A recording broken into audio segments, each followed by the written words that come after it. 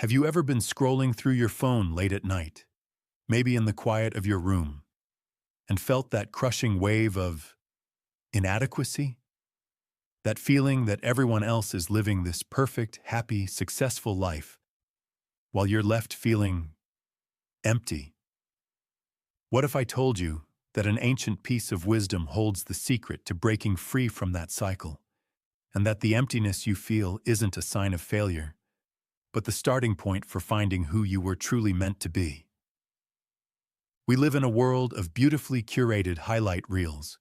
We are all, to some extent, performers, and our stage is the infinite scroll. We post the promotion, but not the burnout that led to it. We post the smiling vacation photo, but not the lonely argument that happened right before. We build these digital avatars, these shiny, successful versions of ourselves, and we present them to the world for approval. The great 20th century psychologist Carl Jung had a name for this. He called it the persona. The persona is the mask we wear to navigate society. It's our job title, our social media bio, our "I'm fine, how are you?" It's a necessary tool. It helps us function. But a problem arises, a deep, soul-level problem, when we mistake the mask for our actual face. And that's the silent epidemic of our generation, isn't it? The anxiety of constantly upholding the persona, the exhaustion of pretending. It fuels this gnawing feeling of imposter syndrome, the fear that at any moment, someone will pull back the curtain and expose us as a fraud. We get the likes, the comments, the external validation, but we're left with an internal void. We are, in a strange way, starving at a banquet. We're consuming endless data, but we're hungry for real meaning. This creates a split within us. There's the person we project, and the person we actually are when the lights go out. And the wider that gap becomes, the more anxious, more disconnected, and more lost we feel. We start to believe that the parts of us that don't fit the brand, our sadness, our failures, our doubts, our struggles, are shameful. Jung called this collection of hidden parts our shadow, and we spend so much energy pushing our shadow into the dark, terrified that if anyone saw it, we'd be rejected. But what if the entire premise is wrong? What if true happiness, true fulfillment, isn't found in perfecting the mask, but in having the courage to take it off? About 2,000 years ago, a spiritual master stood on a plain and delivered a message so countercultural, so upside down, that it still shakes us today. It's found in the Gospel of Luke, and it's a psychological and spiritual masterpiece.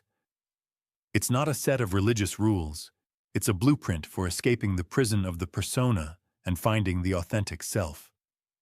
He starts with a series of what we call blessings, but they don't sound like blessings at all. He says, "Blessed are you who are poor, for the kingdom of God is yours." Now, let's pause. In our culture, obsessed with wealth and success, this sounds insane. But let's look at this through a psychological lens. He's not necessarily talking about material poverty. He's talking about a poverty of the ego. Blessed are you who don't have an inflated sense of self-importance built on likes and achievements. Blessed are you who feel a sense of inner lack, because that emptiness is the fertile ground where something real and divine can finally grow. When your ego isn't screaming for attention, you can finally hear the whisper of your true self. The kingdom of God isn't a place you go when you die. It's the state of profound inner peace and wholeness you discover when you stop clinging to the persona. Then he says, "Blessed are you who are now hungry, for you will be satisfied." Again, this is the opposite of our always-on, instant gratification culture. We are terrified of being hungry, of wanting, of not having. But he's saying that the hunger for something more, for purpose, for connection, for truth, is a sacred ache. It's the engine of your growth. Blessed are you who aren't satisfied with the junk food of superficial validation, because your deep hunger will drive you to seek out the soul-nourishing feast of an authentic life. The satisfaction he promises isn't the fleeting pleasure of another notification. It's the deep, abiding fulfillment of becoming who you truly are. Next, he says, "Blessed are you who are now weeping, for you will laugh." Think about how much energy we spend performing happiness. We put filters on our photos to make life look brighter. We use exclamation points in our texts to sound upbeat. We are terrified of being seen as sad or struggling. But this text says that your sorrow is blessed. Why? Because weeping is a sign that you are connected to reality. It's a solvent that dissolves the rigid plastic smile of the persona. Authentic tears cleanse the soul and water the seeds of genuine joy. The laughter that comes after honest grief isn't a performance. It's the uninhibited, belly-deep laughter of someone who has faced the dark and come out the other side. And finally, the most challenging one. Blessed are you when people hate you and when they exclude and insult you on account of the Son of Man. Let's demystify Son of Man. In Jungian terms, it's a symbol for the archetypal, whole, and integrated self. So let's reread it. Blessed are you when you are rejected for the sake of your own authenticity. When you start living from your true center, you will inevitably disappoint people. You will not meet their expectations. You will not fit neatly into their boxes. You will be excluded from the cliques that run on conformity. This rejection isn't a sign you're doing something wrong. It's a sign you finally stopped living for the crowd's approval and have started living your own unique, individuated life. This set of blessings is a radical call for shadow integration.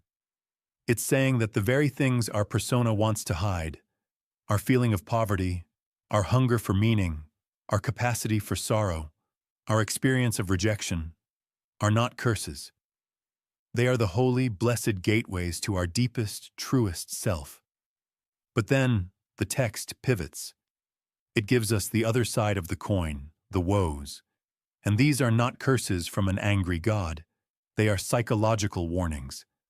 They are the Surgeon General's warning for the soul. But woe to you who are rich, for you have received your consolation. Woe to you who are rich in persona, who have successfully built a flawless, admired, and envied external identity. Why woe? Because you have already received your reward. The reward is the applause, the likes, the social status. And that's it.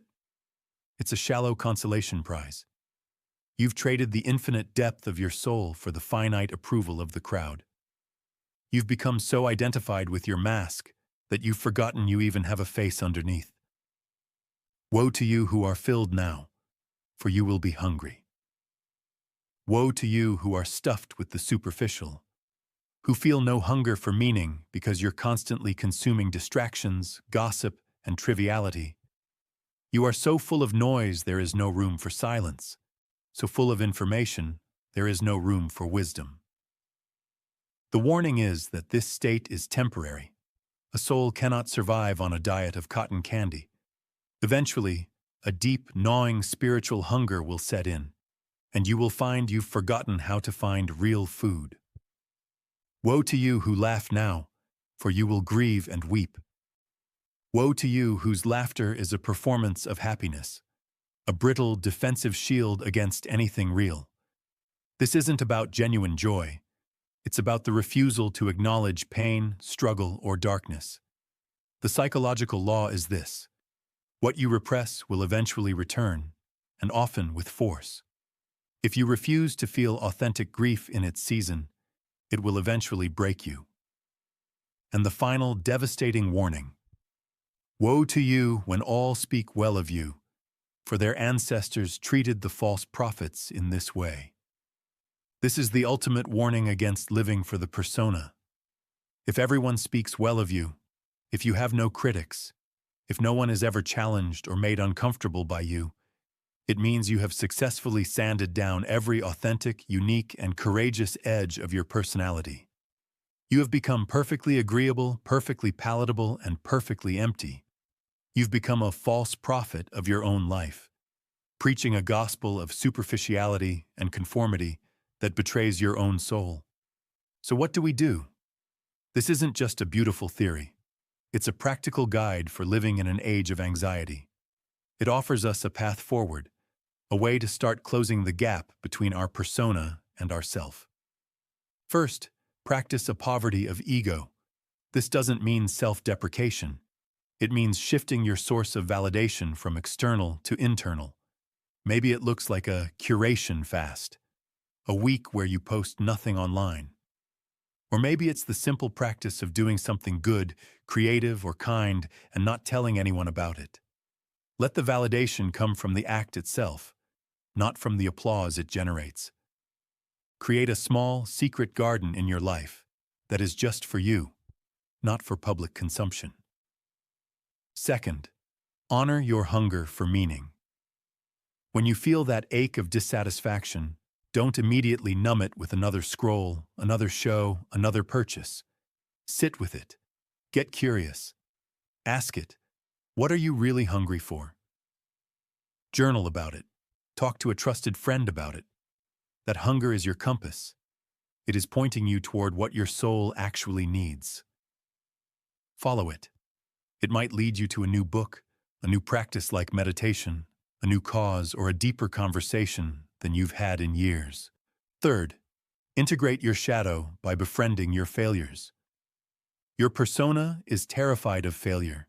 Your self knows it's the primary way we learn and grow. The next time you make a mistake or feel like you've failed, resist the urge to hide it or spin it. Instead, take a moment to write down what you learned. What did this experience teach you about yourself, about the world? Share your struggle with one person you trust. Bringing your shadow into the light of a safe relationship is incredibly healing.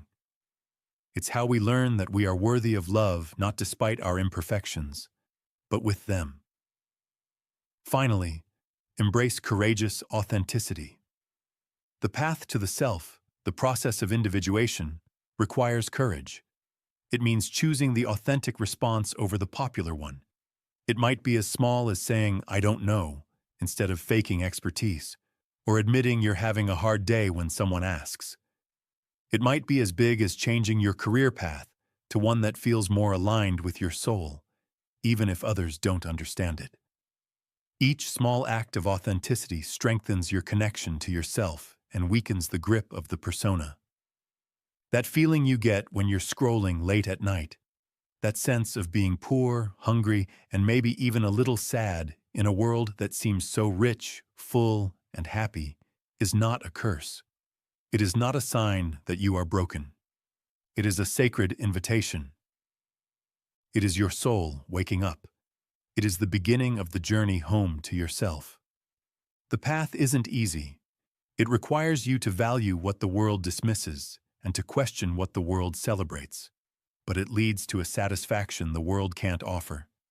The profound, unshakable joy of living an authentic, integrated, and meaningful life.